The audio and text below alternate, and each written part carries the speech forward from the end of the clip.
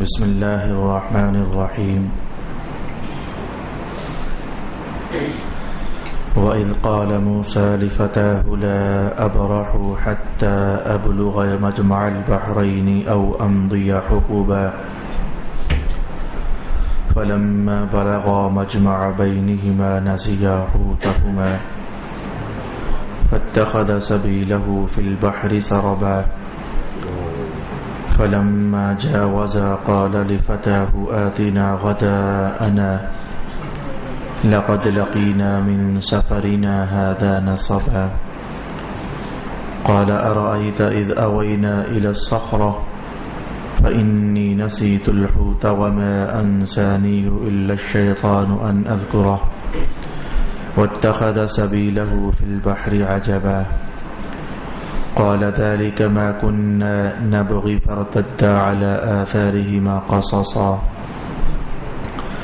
فوجدا عبدا من عبادنا آتيناه رحمة من عندنا وعلمناه من لدنا علما قال له موسى هل أتبعك على أن تعلمني مما علمت رشدا قال إنك لن تستطيع معي صبرا وكيف تصبر على ما لم تحط به خبرا قال ستجدني إن شاء الله صابرا ولا أعصي لك أمرا قال فإن اتبعتني فلا تسألني عن شيء حتى أحدث لك منه ذكرا صدق الله مولانا العظيم.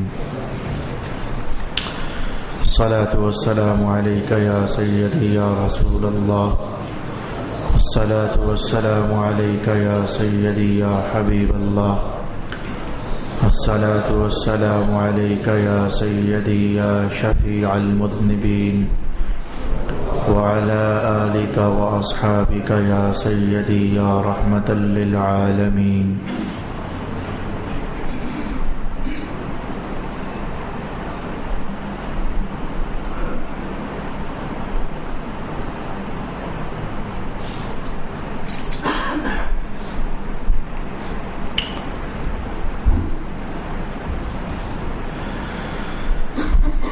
اور جب موسیٰ نے اپنے خادم سے کہا میں مسلسل چلتا رہوں گا حتیٰ کہ میں 2 سمندروں کے سنگم پر پہنچ جاؤں یا سال ہا سال تک چلتا رہوں، پس جب وہ دونوں 2 سمندروں کے سنگم پر پہنچ گئے تو وہ دونوں اپنی مچھلی بھول گئے، سو مچھلی نے سمندر میں سرنگ بناتے ہوئے اپنا راستہ بنا لیا۔ پھر جب وہ دونوں اس جگہ سے آگے بڑھ گئے تو موسیٰ علیہ السلام نے اپنے خادم سے کہا ہمارا ناشتہ لاؤ، ہمیں اس سفر سے تھکاوٹ پہنچی ہے۔ اس نے کہا بھلا دیکھیے، جب ہم اس چٹان کے پاس آ کر ٹھہرے تھے تو بے شک میں مچھلی کا ذکر کرنا بھول گیا تھا، اور اس مچھلی کا ذکر کرنا مجھے شیطان نے ہی بھلا دیا تھا، اور اس مچھلی نے سمندر میں عجیب طریقے سے راستہ بنا لیا تھا۔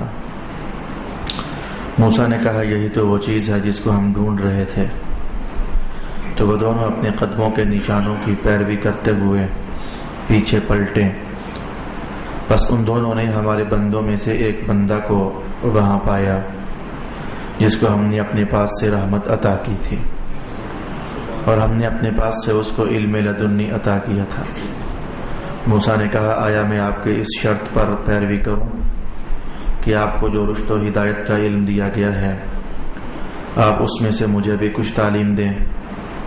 اس بندے نے کہا آپ میرے ساتھ ہرگز صبر نہ کر سکیں گے، اور آپ اس چیز پر کیسے صبر کر سکتے ہیں جس کا آپ کے علم نے احاطہ نہیں کیا۔ موسیٰ علیہ السلام نے کہا آپ انشاءاللہ ان قریب مجھے صبر کرنے والا پائیں گے، اور میں آپ کے حکم کی نافرمانی نہیں کروں گا۔ اس بندے نے کہا بس اگر تم میری پیروی کر رہے ہو تو مجھ سے کسی چیز کے متعلق اس وقت تک سوال نہ کرنا جب تک کہ میں خود اس کا تم سے ذکر نہ کر دوں۔ صدق اللہ مولانا العظیم۔ اللہ رب العالمین نے قرآن حکیم کے اس مقام پر حضرت موسیٰ علیہ السلام اور حضرت خضر علیہ السلام کا واقعہ اپنے ہی الفاظ میں دلکش رنگ میں ارشاد فرمایا ہے۔ گزشتہ نشست میں نے آپ کی خدمت میں یہ بات بیان کی، حضرت موسیٰ علیہ السلام، حضرت خضر علیہ السلام اور حضرت یوشع ابن نون، ان تین پیغمبران کے بارے میں نے چند معلوماتی جملے آپ کی خدمت میں بیان کیے تھے۔ آج جبکہ ہم اس واقعہ کی طرف بڑھنا چاہ رہے ہیں، میں چاہوں گا کہ ترتیب ذرا آپ کو بیان کر دوں۔ پہلے ایسا ہوگا کہ حدیث شریف کی روشنی میں آپ کی خدمت میں اول سے لے کر آخر تک وہ سارا حوالہ پیش کروں گا جو رسول پاک علیہ السلام نے ارشاد فرمایا۔ اس کے بعد اگر آج کی نشست میں ہمارے پاس وقت باقی رہا تو پھر قرآن حکیم کی ان آیات طیبات کا ترجمہ بھی ہم سیکھ لینے کا اہتمام کریں گے، جس میں اس واقعہ کی طرف تفصیل کے ساتھ اشارہ کیا گیا۔ نمبر 3 پر اگر آج کی نشست میں ہوا تو آج، وگرنہ اگلی نشست میں اس پورے واقعہ سے کیا نتائج مستنبط ہوتے ہیں، کیا کچھ سیکھا جا سکتا ہے، عملی زندگی میں کیا رہنمائی لی جا سکتی ہے، ان نتائج اور ان استنباطات اور استدلالات کو انشاءاللہ نمبر 3 پر ہم سیکھنے کا اہتمام کریں گے۔ اس وقت جو میں حدیث پاک آپ کی خدمت میں بیان کرنا چاہتا ہوں، میرے پاس حوالہ امام جلال الدین سیوطی کا ہے۔ اپنے مقام پر اس حدیث کو امام بخاری نے بھی نقل فرمایا ہے۔ اس حدیث شریف کے اجزاء کو امام مسلم کے ہاں بھی تلاوت کیا جا سکتا ہے۔ ترمذی اور نسائی نے بھی اپنی اپنی کتابوں کے اندر اسے محفوظ فرمایا، اور دیگر بھی بہت سارے ائمہ حدیث اور ائمہ تفسیر نے اس حدیث شریف کو اپنی اپنی کتابوں میں نقل فرمایا۔ اس حدیث کے راوی ہیں حضرت ابن عباس رضی اللہ تعالی عنہ۔ واقعہ کچھ ایسا ہوا کہ حضرت سعید ابن جبیر رضی اللہ تعالی عنہ حضرت ابن عباس کے پاس آئے اور آ کر کہنے لگے کہ ایک صاحب میرے ساتھ اختلاف کر رہے ہیں۔ ان کا خیال ہے کہ حضرت خضر کو جو صاحب ملے تھے وہ یہ موسیٰ نہیں تھے جو موسیٰ پیغمبر علیہ السلام ہے، بلکہ یہ کوئی اور موسیٰ ہے۔ میں کہتا ہوں کہ نہیں، جس موسیٰ کو پیغمبر کہا جاتا ہے وہی موسیٰ علیہ السلام ہے جن کی ملاقات ہوئی خضر کے ساتھ۔ آپ ہمیں کیا ٹائم دیں گے؟ میں آپ سے سیکھنا چاہتا ہوں کہ اس سلسلے میں رسول پاک علیہ السلام نے کیا ارشاد فرمایا ہے۔ ابن عباس رضی اللہ تعالی عنہ فرمانے لگے، ہاں میں ضرور تمہیں اس بات کو سمجھانے کے لیے ٹائم دوں گا۔ وقت طے پا گیا۔ سعید ابن جبیر آج جب حاضر ہوئے تو سلام کرنے کے بعد اس جملے سے آغاز کیا، کہنے لگے کہ اے ابن عباس، اللہ تعالیٰ مجھے آپ پر قربان کر دے کہ آپ نے مجھے وقت دے دیا ہے علم سکھانے کے لیے۔ صحابہ کے ہاں اس طرح کے عزت بھرے جملے بہت سارے سننے کو ملتے ہیں، اس طرح کے عزت بھرے انداز بہت سارے سننے کو اور پڑھنے کو مل جاتے ہیں، جس سے علم لیا جاتا صحابہ اسے عزت دیتے، احترام دیتے۔ ایسا بھی ہوا کہ صبح سے لے کر ظہر تک ایک صحابی دوسرے صحابی کے دروازے پر بیٹھے رہتے ہیں، اور جب ظہر کی نماز کے لیے وہ گھر والے صحابی نماز پڑھنے باہر نکلتے ہیں تو انہوں نے دیکھا اور دیکھ کر کہا کہ آپ نے مجھے بتایا نہیں، میں آیا ہوا ہوں۔ کہا علم سیکھنے جو آیا ہوں، جب آپ کی مرضی ہوگی اپنی مرضی سے آپ باہر نکلیں، مجھے اچھا نہ لگا کہ میں آپ کا دروازہ کھٹکھٹا دوں۔ خیر، صحابہ کے آپس میں محبت کے انداز، عزت افزائی کے انداز آج کی نشست میں ہمارا عنوان نہیں ہے۔ ابن عباس رضی اللہ تعالی عنہ نے ارشاد فرمایا کہ میں نے سنا کہ رسول پاک علیہ السلام ارشاد فرما رہے تھے، حضور پاک علیہ السلام نے حضرت موسیٰ علیہ السلام کا وہ واقعہ ان الفاظ مقدسہ میں ارشاد فرمایا۔ موسیٰ علیہ السلام نے سب لوگوں کو اکٹھا کیا، بنی اسرائیل کو، اور ان کے ہاں خوب واعظ ارشاد فرمایا۔ بخاری کے جس متن سے میں اس وقت تلاوت کر رہا ہوں اس میں یہ الفاظ نہیں، وہ الفاظ دیگر ائمہ حدیث نے نقل فرمائے کہ آپ مثلا ابن جریر طبری کے ہاں وہ الفاظ پڑھے جا سکتے ہیں۔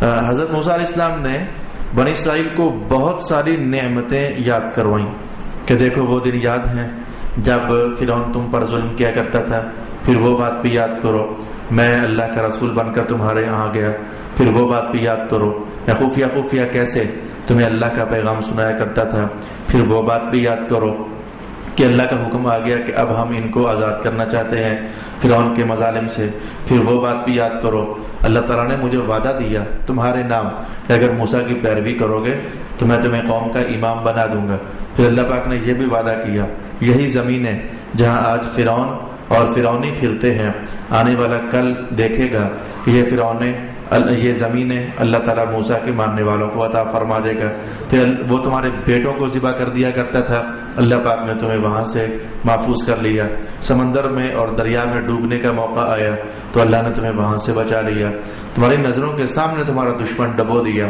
آپ یہ نشانیاں اللہ کی عطائیں یاد کراتے چلے جا رہے تھے، یاد کراتے چلے جا رہے تھے۔ بہت سارے حوالہ جات آپ نے اور بھی ارشاد فرمائے۔ سلسلہ کچھ یہاں تک پہنچا کہ رسول پاک علیہ الصلوۃ والسلام نے ارشاد فرمایا کہ لوگوں کی آنکھوں میں آنسو آ گئے اور ان کا دل درد میں ڈوب گیا کہ ہمارے رب نے ہمارے ساتھ اتنا کرم کیا، ہمیں کہاں کہاں سے بچایا، کہاں کہاں سے نوازا۔ یہ واز کا سلسلہ جب ختم ہوا تو موسیٰ علیہ السلام اپنے گھر کی طرف جب بڑھنے لگے تو چاہنے والے تو ہر ایک کو اللہ تعالیٰ عطا فرما ہی دیتا ہے۔ ہمارے دور میں تو ہم دیکھتے ہیں کہ جو اچھے ہیں انہیں بھی کچھ چاہنے والے مل ہی جاتے ہیں، جو برے لوگ ہوتے ہیں ان کے بھی تو 2-4 چاہنے والے ہو ہی جاتے ہیں۔ تو موسیٰ علیہ السلام جب گھر کی طرف بڑھے تو سارے چاہنے والے تھے، نبیوں کے جو غلام ہوتے ہیں وہ سارے چاہنے والے ہوتے ہیں، لیکن ایک شخص آگے بڑھا اور آ کر کہا سبحان اللہ، آپ نے بڑا علمی خطبہ ارشاد فرمایا، تو کیا آپ بتائیں گے کہ آپ سے بڑا کوئی عالم ہو سکتا ہے؟ آپ سے بڑھ کر بھی کسی کے پاس کیا علم ہے؟ آپ نے اتنی باتیں آج ارشاد فرمائی ہیں خطبے میں، تو آپ سے بڑھ کر بھی کسی کے پاس علم ہے؟ موسیٰ علیہ السلام اس خیال میں تھے، اور وہ خیال غلط بھی نہیں تھا، اس خیال میں تھے کہ اس وقت میں اللہ کا نبی ہوں، تو اللہ کے نبی کے ہاں ظاہر ہے کہ اللہ نے سب سے زیادہ علم اسے ہی عطا فرمایا ہوتا ہے۔ رسول پاک علیہ السلام نے فرمایا کہ موسیٰ علیہ السلام کہہ بیٹھے کہ ہاں اس وقت تو اس روئے زمین پر سب سے بڑا عالم تو میں ہوں، سب سے زیادہ علم اس وقت میرے پاس ہے۔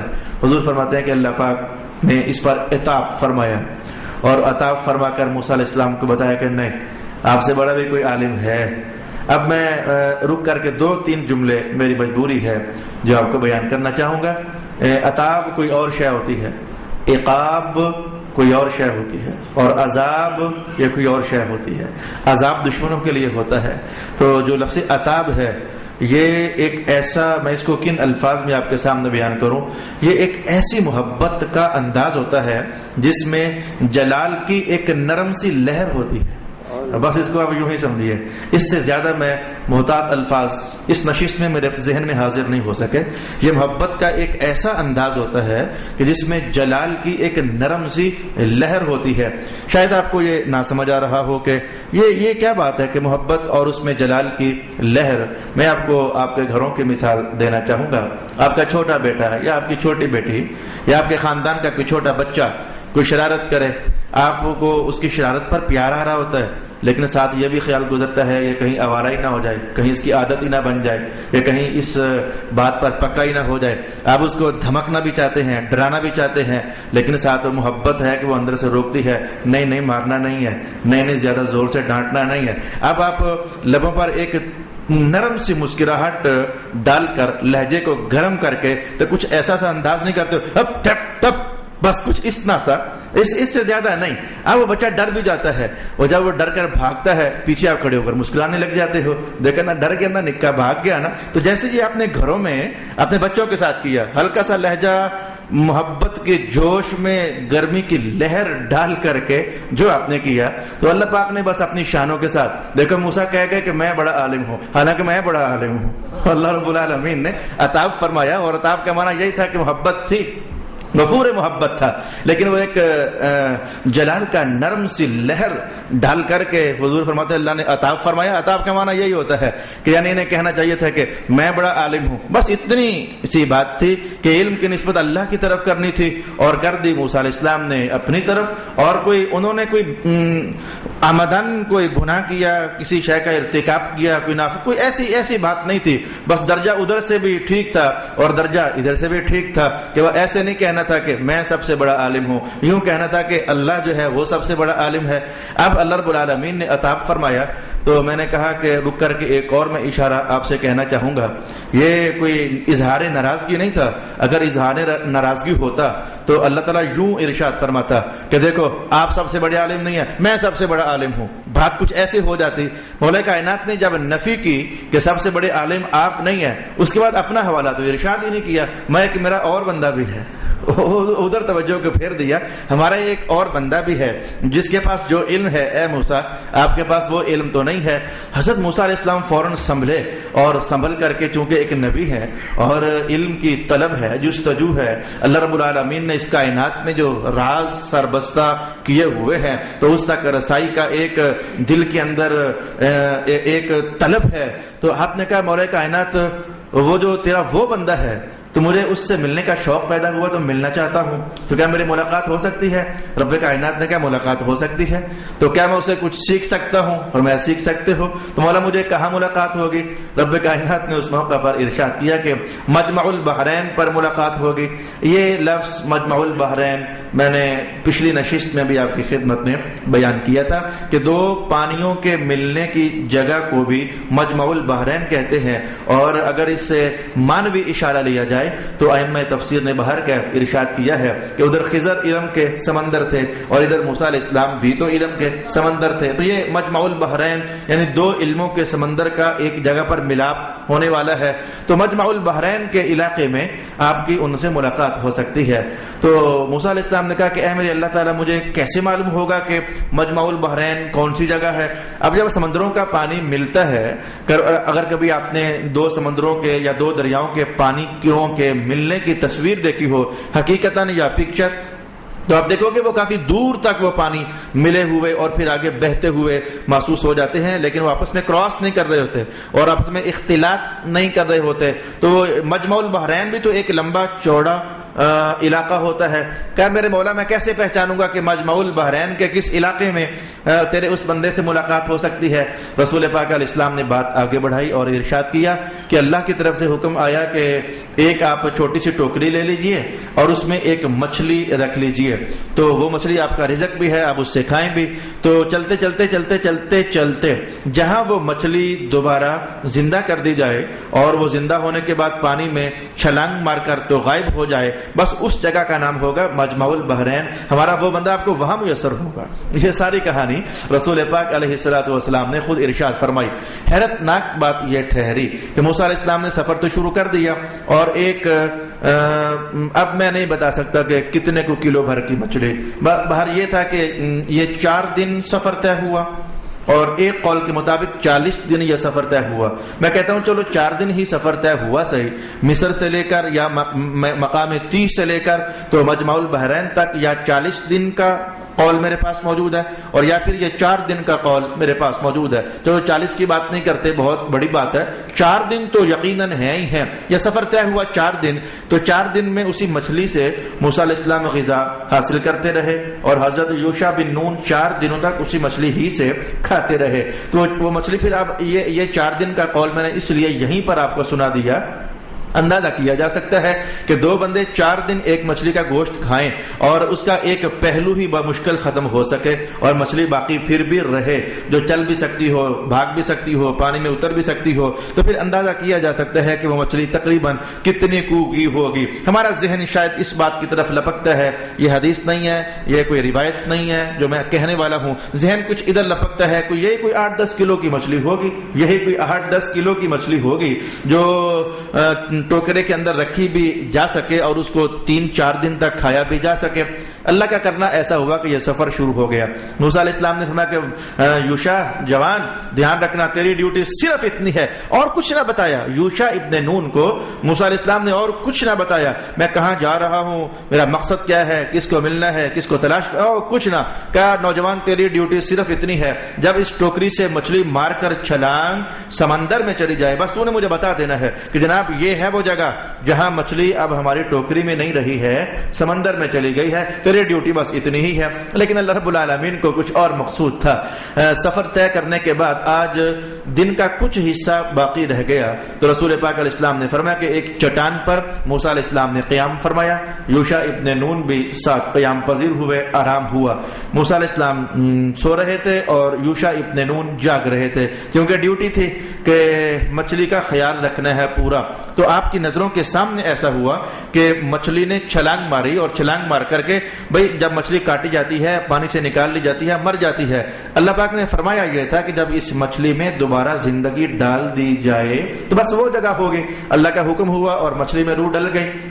اس مچھلی کے روح ڈلنے پر بھی ابن عباس ارشاد فرماتے ہیں کہ جو جگہ مجمع البحرین ہے وہاں ایک چشمہ ہے, جس چشمے کو چشمہ آب حیات کہتے ہیں. تو پانی کی چھلیں آ رہی تھیں, اس چشمے کے پانی سے وہ لگ لگ کر تو پھر واپس جا رہی تھی. تو پانی کے چھلوں ہی میں کچھ ایسا ہو گیا کہ چند قطرے اڑے, اور اڑ کر کے تو اس مچھلی پر پڑ گئے. تو اس مچھلی پر چند قطروں کا پڑنا تھا کہ وہ زندہ ہو گئی, اور شاید اللہ کا حکم تھا کچھ اسی انداز میں. تو مچھلی زندہ ہوئی تو وہ اچھلی اور اچھل کر کے تو سمندر میں چلی گئی.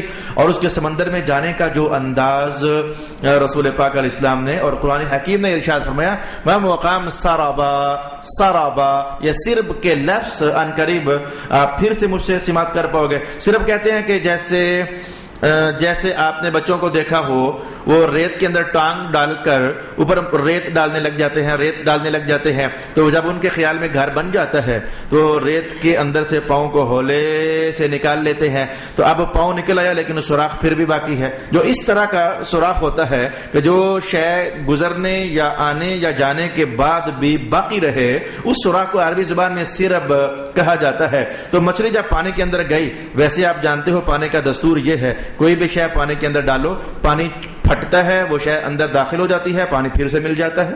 پانی کھلتا ہے تو شے اندر جاتی ہے, اور شے اندر جانے کے بعد پانی پھر سے مل جاتا ہے. لیکن یہ مچھلی کچھ عجب ڈھنگ سے سمندر کے اندر اتری کہ جب اتری تو جدھر سے گزرتی جا رہی تھی وہ سوراخ باقاعدہ محفوظ ہوتا چلا جا رہا تھا. مفسرین کرام نے کہا جیسے برف نہیں جم جاتی ہے, وہ سوراخ پانی کے اندر باقاعدہ محفوظ ہوتا چلا جا رہا تھا. مچھلی نہ جانے کہاں جا پہنچے, لیکن وہ سوراخ جو ہے وہ اللہ رب العالمین نے اسے محفوظ فرما دیا. اس انداز سے یہ مچھلی پانی کے اندر داخل ہو گئی.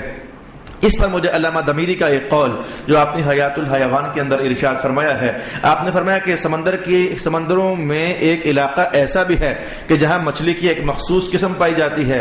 تو ائمہ علم کا دھیان اس بات کی طرف جاتا ہے کہ کہیں یہ اسی مچھلی کی نسل سے تو نہیں ہے. علامہ دمیری کہتے ہیں اس مچھلی کو میں نے دیکھا کہ اس کی ایک آنکھ ہے, اور میں نے اس کو دیکھا کہ اس کے جسم کا کچھ حصہ کٹا ہوا ہے.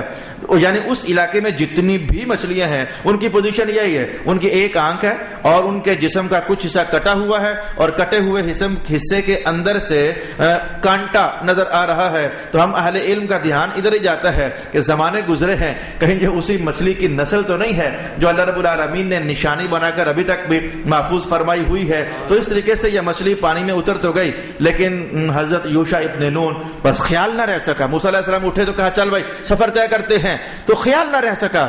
اصل میں اللہ چاہ رہا تھا کہ ایسا ہو, وہ خیال نہ رہ سکا کہ میں بتا دوں کہ جناب مچھلی پانی میں اتر گئی ہے, ہمیں یہاں رکنا ہے, آپ نے فرمایا تھا. خیال نہ رہ سکا. تو رسول پاک علیہ السلام نے ارشاد فرمایا کہ آج کا دن کا باقی حصہ بھی سفر طے ہو گیا, اور پہلے تو موسیٰ علیہ السلام آرام کیا کرتے تھے, آج رات آرام بھی نہ کیا کہ ذرا جلدی سے پہنچیں اس بندے کے پاس. آخر کون سا علم ہے جو اللہ رب العالمین نے کہا ہے کہ اس کے پاس ہے, لیکن اے پیغمبر ہم نے وہ علم آپ کو عطا نہیں فرمایا ہے. آج رات بھی سفر طے ہوتا رہا, اور حضور فرماتے ہیں کہ اگلے دن صبح کا بھی کافی سارا وقت یہ سفر طے ہوتا رہا. تو پھر جب ناشتے کو کا وقت ہوا تو موسیٰ علیہ السلام نے کہا جوان اللہ یار مچھلی کچھ ناشتہ واشتہ کر لیا جائے. کہا او اللہ کے پاک پیغمبر, وہ تو جب ہم وہاں چٹان میں لیٹے تھے تو وہ تو وہاں پانی کے اندر داخل ہو گئی تو میں آپ کو بس بیان نہ کر سکا، لگتا ہے شیطان نے کوئی چکر چلایا ہے، الا انسانیہ الشیطان، یہ شیطان نے مجھے لگتا ہے کہ بلا دیا ہے، ہمیں تو واپس جانا ہے۔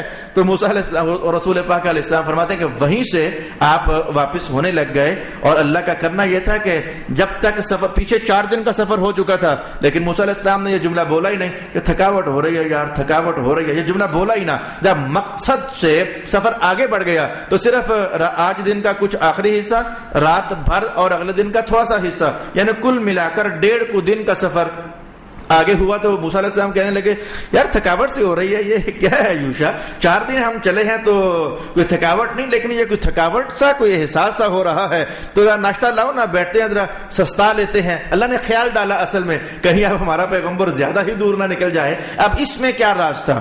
موسیٰ علیہ السلام کو اتنا سفر آگے طے کروایا تو اس میں اللہ کی کیا حکمتیں تھیں، ابھی تک میں وہ نہیں پڑھ رہا اور نہ ہی میں نے ان تک رسائی کرنے کی کوشش کی ہے۔ فی الحال تو میں یہ قرآن حکیم نے جو ارشاد فرمایا اتنا آپ کی خدمت میں بیان کرنے کا ارادہ رکھ رہا ہوں۔ تو الٹے پاؤں آپ واپس تشریف لائے، اور جہاں وہ کل چٹان کے پاس آرام فرما ہوئے تھے تو اس موقع پر پہنچ کر یوشا کہنے لگے اے اللہ کے نبی، یہ ہے وہ جگہ جہاں مچھلی میرے ہاتھ سے پھسل کر کے تو پانی کے اندر داخل ہو گئی تھی۔ تو موسیٰ علیہ السلام نے پانی کو دیکھا، دور دراز تک دیکھا تو کوئی شے نظر نہ آئی۔ تو ایک حدیث کے الفاظ ہیں کہ آپ نے سمندر کے اندر ایک چٹان نما جگہ تھی جس کے اوپر کسی بندے کو لیٹا ہوا پایا، اور جو امام طبری نے الفاظ نقل کیے، ابن جریر طبری نے جو الفاظ نقل کیے، انہوں نے نقل یہ الفاظ کیے کہ موسیٰ علیہ السلام کو حکم یہ تھا کہ جہاں یہ پانی میں داخل ہو وہ آپ کا مقام ہے۔ تو موسیٰ علیہ السلام نے پانی میں سوراخ دیکھا تو اس سوراخ پر لاٹھی ماری تو پانی اور کھل گیا، پھر لاٹھی مارتے چلے جا رہے تھے اور آگے بڑھتے چلے جا رہے تھے۔ تو یہ دونوں روایتیں آپس میں متضاد نہیں ہیں کہ لاٹھی پانی میں مارتے جا رہے تھے اور سمندر میں آگے نکلتے چلے جا رہے تھے، اور یا پھر یہ کہنا کہ دور ایک چٹان پر ایک بندے کو لیٹا ہوا پایا۔ تو یہ دونوں باتیں ٹھیک ہیں کہ آپ وہ پانی میں لاٹھی مارتے مارتے مارتے مارتے راستہ چھوٹتا چلا جا رہا تھا اور اس چٹان پر جا پہنچے جس چٹان پر آپ نے دیکھا ایک سبز رنگ کا مسلح بچھا ہوا ہے اور اس پر ایک شخص چادر تان کر لیٹا ہوا ہے، اور اس نے چادر پاؤں بھی چھپائے ہوئے ہیں اور اس چادر کے اندر اس نے سر بھی چھپایا ہوا ہے۔ موسیٰ علیہ السلام نے وہاں کھڑے ہو کر السلام علیکم یہ کلام ارشاد کر دیا، السلام علیکم۔ حضرت خضر علیہ السلام نے بس چادر چہرے سے ہٹائی اور ہٹا کر کے کہا کہ یہ سلام اس زمین کا تو نہیں ہے، ہمارے علاقے میں تو یہ نہیں چلتا، تو کہاں سے آیا ہے؟ انہوں نے کہا یہ کلمات ہماری طرف تو نہیں ہے۔ بھئی میری بات آپ نہیں سمجھے تو یہ ویلکم کہنے کے یا کسی کو تحیہ کرنے کے انداز ہوتے ہیں نا، پنجاب میں چلے جاؤ تو سٹائل اور ہے، پختونخوا چلے جاؤ تو سٹائل اور ہے، پٹھوار میں آ جاؤ تو سٹائل اور ہے، انگریزوں کے ہاں چلے جاؤ تو سٹائل اور ہے، تو ہر علاقے کا اپنا اپنا انداز۔ تو خضر علیہ السلام کہنے لگے یہ سلام ہمارے علاقے کا تو نہیں ہے، تو کہاں سے آیا ہے؟ تو کہیں بنی اسرائیل والا موسیٰ تو نہیں ہے؟ خضر علیہ السلام نے کہا ہاں جی میں وہ بنی اسرائیل کا موسیٰ ہوں، تو میں تو اگر آپ اجازت دیں تو میں اس لیے آپ کی خدمت میں حاضر ہوا ہوں کہ آپ کے پاس کچھ علم ہے، مجھے اللہ نے بتایا ہے آپ کے پاس کچھ علم ہے جو میرے پاس نہیں ہے، تو میں چاہتا ہوں کہ وہ علم آپ سے سیکھوں۔ خضر علیہ السلام اٹھ کر بیٹھ گئے اور اٹھ کر بیٹھ کر کہنے لگے موسیٰ بات یہ ہے کہ کیا آپ اس پر راضی نہیں ہیں جو میں اب الفاظ پیش کرنے لگا ہوں؟ یہ الفاظ بھی امام بخاری نے نقل نہیں فرمائے، جو روایت بخاری کی میرے سامنے ہے اس میں یہ الفاظ نہیں ہے، تو دیگر احادیث کے اندر یہ الفاظ میں نے پڑھے کہ خضر علیہ السلام کہنے لگے کہ آپ کے لیے کافی نہیں ہے کہ آپ کے ہاتھ میں تورات رہے اور اللہ کی وحی اترتی رہے، کہ آپ کے لیے وہ کافی نہیں ہے، آپ ادھر متوجہ رہیں۔ پھر ساتھ آپ نے یہ جملہ بول دیا جو علم اللہ نے آپ کو دیا ہے وہ میرے پاس نہیں ہے، اور جو علم اللہ نے مجھے دیا ہے وہ آپ کے پاس نہیں ہے۔ میں یہاں کر کے تاکہ مغالطہ نہ رہے اور زیادہ دیر تک آپ کو سوچنا نہ پڑے، میں علوم کی 2 قسمیں آپ کی خدمت میں ابھی بیان کر دیتا ہوں کہ موسیٰ علیہ السلام بھی نبی تھے، لیکن کس علم کے ابلاغ کی خاطر انہیں بھیجا گیا؟ خضر علیہ السلام بھی نبی تھے، انہیں کون سا علم دے کر بھیجا گیا؟ ہمیشہ وہ اسی علم پر قائم رہے۔ یہ دونوں نبیوں کو الگ الگ قسم کے علوم عطا فرمائے تھے، تو ہر نبی اپنے اسی دیے ہوئے علم کے مطابق اللہ رب العالمین کے حکام کو آگے لیتا چلا جا رہا تھا۔ موسیٰ علیہ السلام کو وہی علم عطا ہوا جو تمام انبیاء کو عطا ہوا، یعنی علم شریعت، ایمان باللہ اور فرشتوں پر ایمان اور تمام نبیوں پر ایمان، جو کتابیں آ چکی ہیں ان کتابوں پر ایمان، قیامت والا دن اٹھنے پر ایمان، یہ ایمانیات تھے۔ اور ساتھ کچھ عمل اپنے کردار کو ڈیویلپ کرنا، جو جسے ہم شریعت کہتے ہیں. مثال کے لیے آپ یہی سمجھو جیسے ہمارا اسلام ہے تو اس میں جیسے جو کچھ ہے تو موسیٰ علیہ السلام کے امت کے لیے اسی حساب سے آپ کی کتاب میں جو علم بنتا تھا عبادت کا، ریاضت کا، معاملات کا، تو موسیٰ علیہ السلام اس علم ظاہر کو لے کر تشریف فرما ہوئے تھے. اور حضرت خضر علیہ السلام کو اللہ پاک نے علم تکوینی کی دولت سے نوازا ہوا تھا. یہ میں اسے علم باطن نہیں کہتا، علم باطن کوئی اور اشارہ ہے. یہ علم تکوینی کی دولت سے اللہ پاک نے آپ کو نوازا تھا. اور علم تکوینی کیا ہوتا ہے؟ یہ تکوین، کون، کائنات. میں نے ایک دم سے آپ کو جلدی سے معنی تک پہنچانا چاہا. تکوین، کون، کائن، کائنات، کن فیکون، وہ جو یہ سارے الفاظ ہیں یہ کائنات کے اندر جو باقی امور ہو رہے ہیں. میں ابھی آپ کی توجہ لے جانا چاہوں گا. کون سے باقی امور؟ ہاں جی یہ باقی امور. زلزلہ آ جائے، 10 منزل بلڈنگ گر جائے، 100 بندے ہوں اس کے اندر، 90 مر جائیں، اور جو سب سے اوپر والی بلڈنگ میں ننھا سا بچہ ہو نہ مرے. یہ خبریں ہم نے سنی. وہ بچہ نہ مرے، یہ بچہ نہیں مرا، باقی سارے مر گئے، بلڈنگ بھی گری ہے، وہ بچہ نہیں مرا. یہ بچہ کیوں نہیں مرا؟ اصل میں کسی کی ڈیوٹی تھی اسے مرنے دینا نہیں. اسے کہتے ہیں علم تکوینی. کائنات میں جو ہو رہا ہے اچھا یا برا. آپ نے دیکھا کہ اچانک ایک بندہ گرا اور کوئی ایکسیڈنٹ بہت بڑا نہیں ہوا، گرا اور گر کر کے مر گیا. آپ سوچتے ہی رہ گئے نہیں اسے تو ابھی نہیں مرنا چاہیے تھا، کبھی اس وجہ سے بھی کبھی کوئی مرا ہے. تو جاننا چاہیے کہ جو یہ معاملہ اندر کھاتے ہو گیا، اچانک کسی کا پاؤں سلپ ہوا نرم سا اور گر گیا، گر کر مر گیا، تو یہ علم تکوینی ہے جس میں لوگوں کی موتوں کی باتیں ہوتی ہیں. کس نے کب مرنا ہے، کہاں مرنا ہے، یہ علم تکوین ہے. جس نے پیدا ہونا ہے، کہاں پیدا ہونا ہے، یہ علم تکوین ہے. یا پھر آپ اسے یوں لے لیجئے کہ میری موت مثلاً مندرا میں ہے اور میں آج یہاں پھر رہا ہوں، تو کسی کی ڈیوٹی ہے کہ اسے کوئی کام ڈال ادھر تاکہ یہ مندرا پہنچے.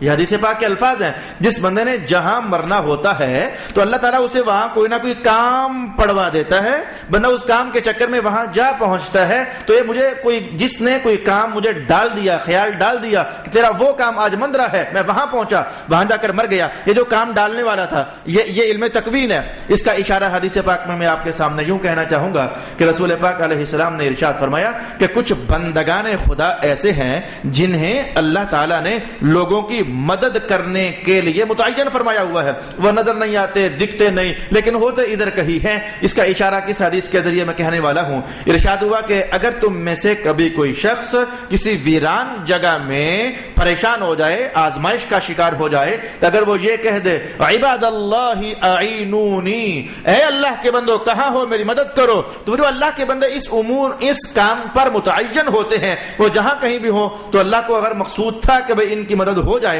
تو آئیں بائیں دائیں کہیں نہ کہیں سے وہ مدد بن کر کے تو آ جاتے ہیں، بندے کی مدد کر دیتے ہیں. اب آپ میرا خیال ہے کہ میں نے 4 طریقے سے آپ کو بتانا چاہا کہ علم تکوینی کیا ہوتا ہے، جس میں کسی کے مرنے کی بات ہوتی ہے، کسی کی مدد کرنے کی بات ہوتی ہے، کسی کے گرنے کی بات ہوتی ہے، کسی کے ٹوٹنے کی بات ہوتی ہے. یا پھر آپ یوں سمجھیے کہ جیسے ہندوؤں کا گھر تھا ہمارے پاکستان میں، تو زمانے سے وہ تھا اور آج میں نے اسے خرید کر کے جب اس کی ڈیولپمنٹ کرنے کے لیے میں نے بنیادیں اس کی کھودی، اندر سے دیکھ نکل آئی. بھئی آج سے پہلے کسی نے کیوں نہ کھودا، آج سے پہلے یہ دیکھ کیوں نہ نکلی، آج سے پہلے یہ کیوں گرایا نہ گیا، یہ میرے ہی خریدنے کے بعد کیوں گرایا گیا. یہ اس کا تعلق علم تکوین کے ساتھ ہے کہ کوئی تھا جس نے خیال آنے ہی نہ دیا اور یہ دل میں سوچ آنے ہی نہ دی کہ مکان بک جائے، اسے بنایا جائے، اسے دوبارہ تعمیر کیا جائے. کیونکہ میرے سامنے قرآن کا حوالہ موجود ہے کہ علم تکوین کے اندر یہ باتیں بھی ہوتی ہیں کہ چھپے ہوئے خزانے جن کے ہیں انہی تک پہنچائے جائیں، یا جن کا مقدر اللہ نے رکھا ہوا ہے تو ان تک پہنچا دیا جائے. وہ کوئی اور بندہ وہاں تک رسائی حاصل نہیں کر سکتا. جو اس طرح کے عنوانات ہوتے ہیں، جو اس طرح کے معاملات ہوتے ہیں، اسے علم تکوین کہتے ہیں. یا آپ یوں کہہ لیجئے کئی بار ایسا ہوا، یہ جملے میں نے پبلک کی زبان سے سنے، ایکسیڈنٹ ہو گیا تو گاڑی تھوڑی بہت ٹوٹ پھوٹ کا شکار ہو گئی. اب جب آپس میں لوگ عطا پتہ کرنے کے لیے آئے، السلام علیکم، وعلیکم السلام، کیا حال ہے جی؟ اور اللہ کا شکر ہوا چھوٹے نقصان پر جان چھوٹ گئی ہے، اللہ نے جان بچا لی ہے. حالانکہ تمہیں مرنا چاہیے تھا، جب ایکسیڈنٹ بڑا سخت تھا تو مرنا چاہیے تھا، لیکن آپ نے خود ہی 2 طرح کے جملے بولے نا، گاڑی کا نقصان ہو گیا لیکن اللہ نے بڑے نقصان سے بچا لیا ہے. تو یہ جو ہوا کہ چھوٹا نقصان ہو گیا، بڑا نقصان سے سے بچانے کے لیے. تو یہ علم تکوینی ہے. اس کی مثال بھی قرآن حکیم میں ہے، میں ان قریب آپ کے سامنے بیان کرنے والا ہوں. اب آئیے میں اتنا کہہ سکا کہ موسیٰ علیہ السلام کے پاس علم تشریع تھا، شریعت کا علم شریعت تھا، اور خضر علیہ السلام کو اس لیے مبعوث کیا گیا تھا کئی ڈوبتوں کو بچانا ہے، کئی زنداؤں کو مارنا ہے، کسی کو گرانا ہے، کسی کو اٹھانا ہے، کسی تک دولت پہنچانی ہے، کسی کے ساتھ وہ کرنا ہے، کسی کے ساتھ یہ کرنا ہے. اب علم شریعت اور علم تکوین، اب یہ دونوں بظاہر ٹکرا جاتے ہیں، اور ٹکرانے کی وجہ سے خضر علیہ السلام کہہ رہے ہیں کہ موسیٰ کیا وہ ٹھیک نہیں ہے کہ آپ بس تورات پڑھیں اور اللہ سے وہی نازل ہو وہی آپ لوگوں کو بتائیں؟ کیا یہ ٹھیک نہیں ہے؟ آپ میرے معاملے میں نہ پڑھیں. جو میرے معاملات ہیں جب میں آپ کو وہ بتاؤں گا تو آپ تو اس میں پھر مجھے بار بار ٹوکو گے، روکو گے، یہ کیا یہ کیا یہ کیا. آپ کا علم کچھ اور کہہ رہا ہوگا اور میری ڈیوٹی کچھ اور کہہ رہی ہوگی. یہاں پہنچ کر میں نے جان بوجھ کر الفاظ بدل دیے کہ میری ڈیوٹی کچھ اور کہہ رہی ہوگی. تو کیا اچھا نہیں ہے کہ آپ کا جو علم ہے تورات آپ کے ہاتھ میں رہے؟ کہا نہیں، میں بس آپ سے سیکھنا چاہتا ہوں، آپ مجھے اجازت دیں کہ میں آپ کے ساتھ رہوں. آپ نے کہا ٹھیک ہے پھر اجازت ہے، لیکن جب تک میں کوئی معاملہ خود آپ پر منکشف نہ کر دوں آپ نے پوچھنا نہیں ہے، مجھے روک ٹوک نہیں کرنی ہے. موسیٰ علیہ السلام کی بات طے ہو گئی.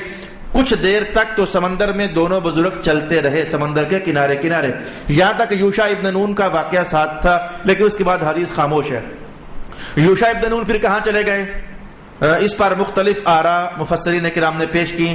کیا واپس چلے گئے یا وہاں کیا رک گئے، یا انہیں موسیٰ علیہ السلام نے کشتی پر سوار کرا کر کہا کہ جاؤ اب آپ کا جدھر دل ہے وہاں چلے جاؤ، یا پھر کیا وہ ساتھ ساتھ رہے لیکن خاموش رہے؟ تو اس لیے خاموش رہنے کی وجہ سے ان کا ذکر ساتھ بار بار دہرایا نہ گیا. یہ چاروں اقوال ائمہ تفسیر نے ارشاد فرمائے. تو موسیٰ علیہ السلام، خضر علیہ السلام اب چلنا شروع ہو گئے. چلتے چلتے دیکھا کہ کچھ لوگ کشتی میں سوار ہو رہے ہیں، تو کہا کہ ہمیں سفر طے کرنا ہے. خضر علیہ السلام کی تو ڈیوٹی تھی، جس ڈیوٹی کو نبھانے کے لیے آپ کشتی میں بیٹھنا چاہتے تھے. لوگوں نے پہچان لیا حضرت خضر علیہ السلام کو کہ یہ تو خضر ہیں. تو کرایہ پوچھا گیا کتنا کرایہ؟ کہا جی ہم آپ سے کرایہ نہیں لینا چاہتے، آپ اچھے ہیں، پاک باز ہیں، ہم آپ سے کرایہ بھلا کیوں لیں گے. خیر سے کرایہ کے بغیر سفر شروع ہو گیا. کچھ دور گئے تو حضرت خضر علیہ السلام نے ایک چھوٹی سی ہتھوڑی نکالی، اور ہتھوڑی نکال کر کے تو کشتی کا ایک پھٹا اکھاڑنا شروع کر دیا، یہاں تک کہ اکھاڑ دیا، اور اکھاڑ کر کے تو کشتی میں رکھ دیا. موسیٰ علیہ السلام چونکہ شریعت کسی کا نقصان کرنے کی اجازت نہیں دیتی ہے تو فوراً بول پڑے یہ کیا؟ ایک تو انہوں نے ہم سے کرایہ نہیں لیا، حق بنتا تھا کہ ان کا شکریہ ادا کیا جائے، آپ نے الٹا ان کا کشتی کا پھٹا توڑ دیا. خضر علیہ السلام نے فوراً کہا میں نے کہا نہیں تھا کہ آپ میرے ساتھ چل نہیں سکتے. او ہو میں نے وعدہ کیا ہوا تھا. اچھا بس چھوڑ دیں مجھے، لا تو آخذنی، مجھے معاف کر دیں، میں اب آپ سے کوئی بات نہیں پوچھوں گا. سفر آگے بڑھ گیا. تو کشتی کا سفر ختم ہوا. ایک گاؤں میں آپ داخل ہوئے. کچھ بچے کھیل رہے تھے، ان میں سے ایک یہ الفاظ بخاری کے نہیں ہیں جو میں اب آپ کے سامنے کہنے لگا ہوں. ایک خوبصورت ترین بچہ، یہ خوبصورت ترین بچہ، یہ الفاظ امام بخاری نے نقل نہ فرمائے. ایک خوبصورت ترین بچہ خضر علیہ السلام نے پکڑا، اپنے ہاتھ سے پکڑ کر زمین پر لٹایا اور لگایا زور، چھری سے ذبح کیا اور اس کے گردن کاٹ کر کے دو الگ کر دی. موسیٰ علیہ السلام دیکھ رہے ہیں، اور دیکھتے ہی آپ پھر بول پڑے ہیں یہ کیا؟ ایک معصوم جان کو آپ نے قتل کر دیا. رسول پاک علیہ السلام نے فرمایا کہ جب موسیٰ نے پہلی بار پوچھا تھا نا وہ تو واقعی بھول کر پوچھا تھا، لیکن جو اب پوچھ رہے تھے نا یہ بھول کر نہیں. ابھی تو ایک کہانی سامنے آئی کہ میں نے پوچھنا نہیں ہے، اب عمدن پوچھ رہے ہیں. شریعت کہتی ہے نہیں قتل کرنا، یہ آپ نے قتل کر دیا. خضر علیہ السلام نے کہا میں تو پہلے کہتا تھا کہ آپ میرے ساتھ چل نہیں سکتے ہو، آپ میرے ساتھ سفر نہ کرو. آپ کو پھر خیال میں نے تو نہیں پوچھنا تھا. اچھا آخری بات. اب آپ نے کہا اچھا آخری بات، آپ اگر میں نے کچھ پوچھا تو پھر میرا اور آپ کا سفر ختم. خضر علیہ السلام نے کہا ٹھیک ہے، اگر آپ نے اب کوئی بات پوچھی تو میں اور آپ ہم دونوں الگ الگ ہو جائیں گے. کچھ آگے بڑھ گئے تو ایک گاؤں میں پہنچے اور جا کر ان لوگوں سے کہا کہ بھائی دیکھو ہم مسافر لوگ ہیں، ہمیں آپ لوگ کھانا دیجئے. انہوں نے کہا کوئی کھانا وانا نہیں ہے. ایسا ہو جاتا ہے میرے دوست کہ آنے والا وقت کا خضر ہو اور جلیل القدر پیغمبر موسیٰ علیہ السلام ہو تو بے رخی کے انداز یہ بڑے پرانے زمانوں سے چلے آ رہے ہیں. کہا نہیں جی، یہ پاکیزہ تصویر دیکھ کر بھی انہوں نے کھانا نہ دیا کہ موسیٰ کا چہرہ بھی اللہ کے نور سے بھرا ہوا ہے اور خضر کا چہرہ بھی اللہ کے نور سے بھرا ہوا ہے. انہوں نے کہا کوئی کھانا وانا نہیں ہے، لیکن اللہ نے خود یہ ایسا کروایا، دکھانا تھا، ایک مقصد دکھانا تھا. خضر علیہ السلام نے کہا اچھا بھائی نہیں تو نہ صحیح. باہر نکلنے لگے بستی سے پیچھے تو ایک دیوار کو دیکھا, وہ ذرا ٹیڑھی ہوئی تھی, جیسے کہ بس ان قریب ہوا کا بلا آئے گا اور یہ گر جائے گی. تو آپ نے اس دیوار کو سیدھا کر دیا. اچھا سیدھا یوں نہ کیا کہ بھئی آپ وہ تنگاری لے کر, وہ کرنڈی لے کر, تیسی لے کر تو اینٹوں کو اتار. بس میں نے جو حدیث کے الفاظ پڑھے, آپ نے ہاتھ کا ذرا اشارہ کیا, جیسے ہم کوئی اشارہ کریں شے کو ٹیک دینے کے لیے, ہاتھ کا اشارہ کیا تو وہ دیوار سیدھی ہو گئی. اصل میں موسیٰ علیہ السلام کو جو بتانا مقصود تھا اتنا ہی تھا. حضور پاک علیہ السلام نے اتنا ہی حوالہ دیا, ہاتھ کو اٹھایا اور اٹھا کر کے تو وہ دیوار کو سیدھا کر دیا. موسیٰ علیہ السلام نے اب سے ذرا نرم درجے میں پوچھا کہ انہوں نے کھانا شانا تو ہمیں کھلایا نہیں ہے, تو آپ نے ان کی دیوار جو مرمت کر دی ہے تو چلو ان سے کوئی اجرت ہی لے لیتے ہیں. اجرت لینے میں کیا حرج ہے, ان سے کوئی اجرت لے لیتے ہیں. انہوں نے کون سا ہمیں کھانا کھلایا ہے, چلو کھانا تو ہم کم از کم کھا سکیں گے نا. خضر علیہ السلام نے کہا بس بھائی اب میں آپ کے ساتھ اور آپ میرے ساتھ نہیں چل سکتے. میں نے کہا بھی تھا کہ نہ پوچھے گا. موسیٰ علیہ السلام فوراً کہا اللہ اکبر, یہ میں نے تو پھر نہیں پوچھنا تھا. کہا اچھا ٹھیک ہے, نہیں چلتے ہمارا سفر آگے, لیکن آپ کیا راز بتانا چاہو گے کہ یہ پھر کیا تھا, یہ سارا کچھ یہ پھر کیا تھا, وہ کشتی کا پھٹا توڑ دینا اور پھر یہ بچہ قتل کر دینا اور یہ دیوار کا ٹھیک کر دینا. رسول پاک علیہ السلام اس موقع پر پہنچ کر بڑے محظوظ ہوئے. آپ نے فرمایا کہ اے کاش موسیٰ علیہ السلام ابھی اور نہ پوچھتے تو ہم اور کئی دلچسپ کہانیاں سیکھ لیتے, کئی اور باتیں ہمارے تک پہنچ جاتی, یہ سفر کچھ اور زیادہ لمبا ہو جاتا. تو جیسے یہ تین دلچسپ عنوان ہم تک پہنچ گئے تو ذرا وہ عنوان بھی ہم تک پہنچ جاتے. حضور پاک علیہ السلام نے یہاں پہنچ کر اپنی طرف سے چاہت کا اظہار کیا کہ کچھ اور بھی اس طرح کے راز کھل جاتے تو بہت اچھا لگتا سننے والوں کو. خیر سے موسیٰ علیہ السلام کے پوچھنے پر خضر کہنے لگے کہ بات یہ تھی کہ مجھے اللہ کا حکم یہ تھا کہ اس دریا کے اس پار جب یہ کشتی آ جا رہی ہے تو ادھر کا بادشاہ ظالم ہے, اگر اسے یہ پتہ چل جائے کہ آنے والی کشتی وہ ٹھیک ٹھاک ہے, سلامت ہے, کام آ سکتی ہے, وہ کشتی زبردستی چھین لیتا ہے. تو مجھے اللہ کا حکم یہ تھا کہ یہ غریب آدمی ہے بیچارے, ان کی روٹی روزی ادھر ہی لگی ہوئی ہے, تو اب اگر یہ کشتی ان کی صحیح ہے تو اس بادشاہ تک خبر پہنچ گئی, آج اس کے کرندے یہاں پہنچے ہوئے ہیں, تو اگر خبر پہنچ گئی تو یہ کشتی ان کے ہاتھ سے گئی تو ان کا روٹی دانا پانی بند ہو جائے گا. اللہ پاک نے حکم دیا خضر ایسا کرو, اس کا پھٹا توڑ دو, پھٹا توڑنے کے بعد جوڑا جا سکتا ہے, لیکن اگر کشتی گئی تو پھر تو یہ بیچارے پریشان ہو جائیں گے. تو میں نے اس لیے پھٹا توڑ دیا تھا. اب جب اس کرندوں نے دیکھا کہ ادھر یہ تو کشتی صحیح نہیں ہے, وہ چھوڑ کر کے تو آگے چلے گئے. اصل میں اس کا رزق بچانا تھا, یہ تکوینی امر, کسی کا رزق بچانے کے لیے تھوڑا نقصان کر کے زیادہ بچا لینا. میں نے پہلے آپ کو اشارہ کیا, تھوڑے نقصان پر گزارا چلوا دینا, بڑے نقصان سے بچا لینا, یہ علم تکوین ہے. اور یہ ہم جیسے بندوں کو کہاں, یہ تو خاص انبیاء کی دنیا میں بھی اس طرح کے 4 یا 5 نبی ہوئے ہیں, 4 نبی یا 5 نبی جن کی ڈیوٹی یہ تھی کہ علم تکوین, اور ان 4-5 میں مصطفیٰ کریم صلی اللہ علیہ وآلہ وسلم بھی ہیں. آپ کو علم شریعت بھی عطا فرمایا گیا اور آپ کو علم تکوین بھی عطا فرمایا گیا. اگر رسول پاک علیہ السلام کے علم تکوین پر بات کی جائے تو احادیث شریف کے اندر صاف صاف نہیں, لیکن ڈھونڈنا پڑتا ہے کہ یہ مثال بھی علم تکوین کی ہے, یہ مثال بھی علم تکوین کی ہے, یہ مثال بھی علم تکوین کی ہے. تو یہ پہلا واقعہ آپ نے اس کا جواب ارشاد فرمایا اور فرمانے لگے کہ جہاں تک معاملہ اس بچے کا تھا جسے میں نے قتل کر دیا, تو اللہ پاک نے ہمیں فرمایا کہ اس کے جو والدین ہیں وہ نیک ہیں, تو یہ بچہ ہم جانتے ہیں اپنے علم سے جب جوان ہوگا تو یہ بڑا بدماش لڑا کا کافر, اور اس نے اتنی بدماشی مچانی ہے کہ کہیں یہ اپنے والدین کو بھی ان غلط راہوں پر ڈال نہ دے زبردستی. اللہ پاک کو اس بات کا پتہ تھا, تو ہمیں حکم ہوا کہ اس کو ابھی سے اڑا دیا جائے, اسے مار دیا جائے, کہیں یہ اپنے والدین کے لیے گمراہی کا سبب ہی نہ بن جائے, اس لیے ہم نے قتل کر دیا. رہی بات یہ کہ والدین کو صدمہ پہنچا تو اللہ تعالیٰ نے مجھے فرمایا تھا کہ ہم ان کو اور بچہ دے دیں گے, ہم ان کو اور بچہ دے دیں گے. باقی کچھ باتیں ایسی جو ہم تک نہ پہنچ سکیں, جو راز ہم آج تک نہ جان سکے, اگر اللہ نے اسے پیدا کر کے پھر اسے دیکھا کہ بدماش ہے تو پھر اس کو مار کر تو پھر اور جو دینا تھا تو اللہ اسے بھجواتا ہی نہ دنیا میں, تو ڈائریکٹ وہ دے دیتا نا بچہ. یہ خیال انسان میں آتا ہے لیکن ہم مجبور ہیں, ہم کچھ نہیں سوچ سکتے, ہمارے بس میں کچھ بھی نہیں ہے کہ ہم اللہ کے ان معاملات کو دیکھیں. کئی لوگوں کے بچے اللہ پاک نے واپس لے لیے اور بدلے میں ان سے اچھے اور سونے دے دیے. اب ایسا کیوں ہوا؟ میں تو کئی بار یہ سوچتا ہوں کہ میں نے کچھ لوگوں کو آزمائش میں دیکھا, کوئی 6 مہینے آزمائش میں, کوئی سال آزمائش میں, اور ان کے لاکھوں روپے لگ گئے اپنے بچوں کے علاج پر, آخرکار اللہ نے بچہ مار دیا. تو میں سوچتا ہوں کہ اے میرے اللہ تعالیٰ, تو بچے کو اتنا زیادہ بیمار کیے بغیر بھی تو موت دے سکتا ہے, کہ ان کے لاکھوں لگوا دینے اور اس کے بعد ان کو سال سال ہاسپٹلز کے چکر لگوانے، پھر بچہ مارنا، اور تیرے راز تو ہی جاننے والا ہے۔ ایک حدیث ہے جو ان رازوں سے پردہ ہٹاتی ہے، میں لگے ہاتھوں نقد وہ حدیث آپ کے سامنے بیان کیے دوں گا۔ میں نے وہ حدیث پاک پڑھی حضرت امام جلال الدین سیوطی کے ہاں جامع الاحادیث جلد نمبر 1 کے اندر رسول پاک علیہ السلام ارشاد فرماتے ہیں کہ جب اللہ تعالیٰ کسی بندے کو اپنے دربار میں ایک مخصوص مقام دینے کا ارادہ فرما لے، ایک رتبہ ہوتا ہے جو اللہ فیصلہ کرتا ہے کہ میں نے اس بندے کو دینا ہے، تو لیکن بندے میں وہ صلاحیت نہیں ہوتی کہ عبادت، ریاضت، محنت، مشقت کر کے وہاں تک جا سکے، پھر اللہ تعالیٰ اس مقام تک پہنچانے کے لیے جتنی کوئی مصیبت وہ جانتا ہے کہ اسے پہنچنی چاہیے، اس کی جان میں، اس کے مال میں، اس کے گھر والوں میں، اتنی مصیبت ڈال کر فصبرہ، اسے صبر کی توفیق عطا فرماتا ہے، اور آخر کار جب بندہ وہ ٹائم پیریڈ اپنا گزار لیتا ہے تو اللہ فرشتوں سے کہتا ہے کہ جو مقام ہم نے اس کے لیے متعین کر دیا تھا آج وہ مقام اسے عطا فرما دیا جائے۔ تو یہ والدین کو پریشان اور آزمائش میں ڈال کر، تو یہ اللہ کے اپنے راز ہیں۔ ان رازوں میں سے ایک راز یہ تھا جو رسول پاک علیہ الصلوۃ والسلام نے ہمیں ارشاد فرمایا۔ یہ دوسری بات تھی اے موسیٰ پیغمبر۔ رہی بات یہ تیسری کہ میں نے وہ دیوار ٹھیک کر دی اور اس سے اجرت نہ لی۔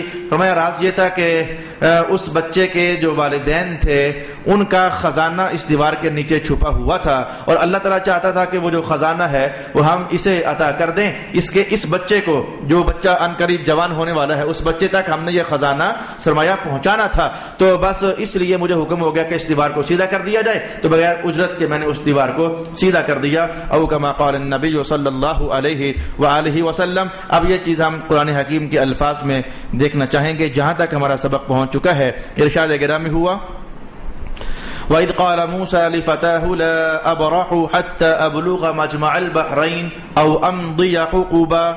اور یاد کرو جب کہا موسیٰ نے اپنے نوجوان ساتھی کو کہ میں چلتا رہوں گا یہاں تک کہ پہنچوں جہاں دو دریا ملتے ہیں، یا چلتے چلتے گزار دوں گا مدت دراز۔ فلما بلغا مجمع بینہما نسیا حوتہما۔ پھر جب وہ دونوں اس جگہ پر پہنچے جہاں دو دریا ملتے ہیں تو دونوں اپنی مچھلی کو بھول گئے۔ فاتخذ سبیلہ فی البحر سربا۔ تو مچھلی نے سمندر میں اپنا ایک عجیب راستہ بنا لیا، سرنگ نما۔ فلما جاوزا قال لفتاہ آتنا غداءنا۔ جب وہ دونوں وہاں سے آگے تجاوز کر گئے تو موسیٰ علیہ السلام نے اپنے ساتھی سے کہا کہ لے آؤ ہمارا صبح کا کھانا۔ لقد لقینا من سفرنا هذا نصبا۔ ہمیں اس سفر سے بڑی تھکان واقع ہو گئی ہے۔ قال ارأيت اذ اوينا الى الصخرة۔ تو اس ساتھی نے کہا کہ آپ نے ملاحظہ فرمایا جب ہم سستانے کے لیے اس چٹان کے پاس ٹھہرے تھے، فإني نسيت الحوت وما انسانيه الا الشيطان ان اذكره۔ میں اس مچھلی کو بھول گیا، وہاں وہ مچھلی پانی میں داخل ہوئی تھی لیکن میں اسے بھول گیا، اور اس بات کو مجھے نہیں بلایا مگر شیطان نے کہ میں اسے یاد رکھوں۔ واتخذ سبیلہ فی البحر عجبا۔ اور اس مچھلی نے پانی کے اندر ایک عجیب راستہ بنا لیا تھا۔ قال ذلک ما كنا نبغی۔ موسیٰ علیہ السلام کہنے لگے یہی تو وہ جگہ ہے جس کی ہم جستجو کر رہے تھے۔ فارتدا علی آثارہما۔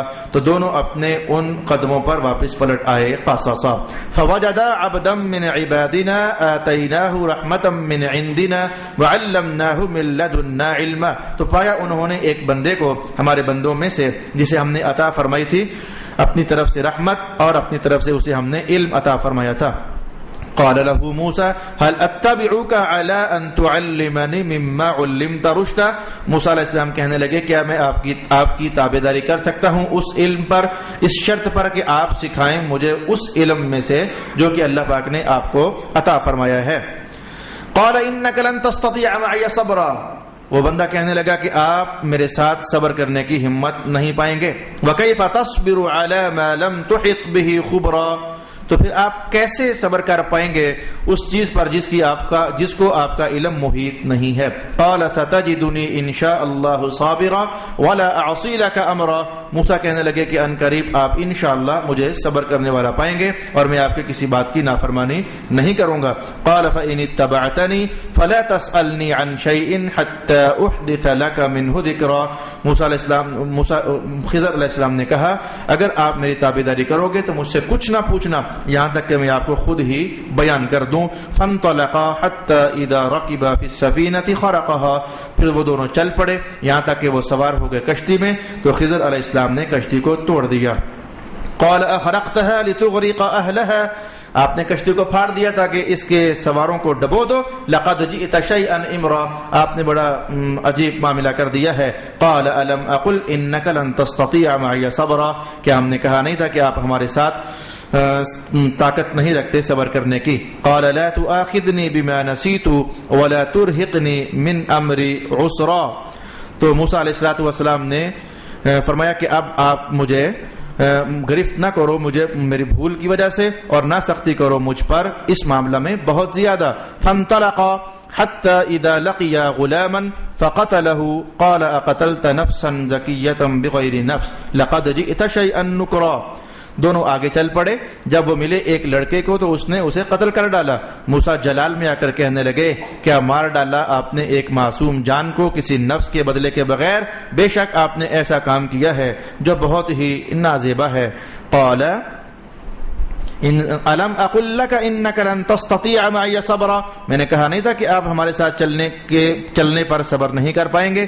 فانطلقا حتى اذا اتيا اهل قرية استطعما اهلها, پھر وہ دونوں چل پڑے آگے. جب وہ آئے ایک گاؤں والوں کے پاس تو ان دونوں نے کھانا طلب کیا گاؤں والوں سے, تو گاؤں والوں نے کھانا دینے سے انکار کر دیا. فوجد فيها جدارا يريد ان ينقض فاقامه, تو ان دونوں نے ایک دیوار کو پایا جو کہ عنقریب گرنے والی تھی, تو خضر نے اس کو ٹھیک کر دیا. قال لو شئت لاتخذت عليه اجرا, موسیٰ کہنے لگے اگر آپ چاہتے تو اس پر ان سے اجرت لے سکتے تھے. قال هذا فراق بيني وبينك سأنبئك بتأويل ما لم تستطع عليه صبرا, بس یہ میری اور آپ کی جدائی ہے, میں آپ کو وہ ساری بات بتا دیتا ہوں جس کی آپ کو طاقت نہیں تھی صبر کرنے کی. اما السفينة فكانت لمساكين يعملون في البحر فأردت أن أعيبها وكان وراءهم ملك يأخذ كل سفينة غصبا. جہاں تک کشتی کا معاملہ ہے وہ مسکین لوگوں اور غریب لوگوں کی تھی جو سمندر میں کام کاج محنت مزدوری کر کے اپنا پیٹ پالتے تھے, تو میں نے ارادہ کیا کہ اس کو عیب دار کر دوں. اور ان کے اس پار ایک بادشاہ تھا جو ہر کشتی کو غصباً اور جبراً لے لیا کرتا تھا. وَأَمَّا الْغُلَامُ فَكَانَ أَبَوَاهُ مُؤْمِنَيْنِ فَخَشِينَا أَن يُرْهِقَهُمَا طُغْيَانًا وَكُفْرًا. جہاں تک اس لڑکے کا معاملہ تھا تو اس کے والدین مومن تھے, پس ہمیں اندیشہ ہوا کہ اگر وہ زندہ رہا تو مجبور کر دے گا انہیں سرکشی اور کفر پر. پس ہم نے چاہا کہ بدلہ دے انہیں ان کا رب ایسا بیٹا جو بہتر ہو اس سے پاکیزگی میں, ان پر زیادہ مہربان ہو. وأما الجدار فكان لغلامين يتيمين في المدينة وكان تحته كنز لهما وكان أبوهما صالحا فأراد ربك أن يبلغا أشدهما ويستخرجا كنزهما رحمة من ربك وما فعلته عن أمري ذلك تأويل ما لم تستطع عليه صبرا. جہاں تک معاملہ اس دیوار کا ہے تو وہ شہر کے 2 یتیم بچوں کی تھی اور اس کے نیچے ان کا خزانہ تھا, اور ان کا باپ بڑا نیک شخص تھا. پس آپ کے رب نے ارادہ فرمایا کہ وہ دونوں بچے اپنی جوانی کو پہنچیں اور نکال لیں اپنا دفینہ.